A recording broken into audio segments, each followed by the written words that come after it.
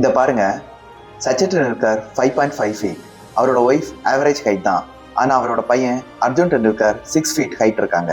நிறைய குழந்தைங்க அவங்க பேரண்ட்ஸை விட அதிகமாக வளர்றதை பார்த்துருக்கோம். உங்கள் குழந்தை எவ்வளோ ஹைட் வளருவான்னு தெரிஞ்சுக்க ஒரு சயின்டிஃபிக் ஃபார்முலா இருக்கு, அதை சொல்றேன். இந்த வீடியோ ஃபுல்லாக பார்த்துட்டு என்ன ஃபாலோ பண்ணி வச்சுக்கோங்க. கண்டிப்பாக இந்த வீடியோ உங்களுக்கு யூஸ்ஃபுல்லாக இருக்கும். அந்த ஃபார்முலா பேரு மிட் பேரண்டல் ஹைட் ஃபார்முலா.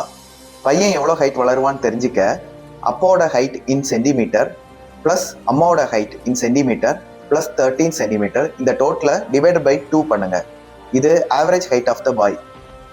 அதே மாதிரி பொண்ணு எவ்வளோ வளருவாங்கன்னு தெரிஞ்சுக்க father's height in centimetre plus mother's height in centimetre minus 13 centimetre இந்த டோட்டலை டிவைடட் பை 2. இது ஆவரேஜ் கேர்ள் ஹைட். ஆனால் இது 100% கரெக்ட் கிடையாது. இதில் ப்ளஸ் ஆர் மைனஸ் 5 சென்டிமீட்டர் வரலாம். இந்த 5 சென்டிமீட்டர் கூடுதல் வளர்றதை தீர்மானிக்கிறது 3 ஃபேக்டர்.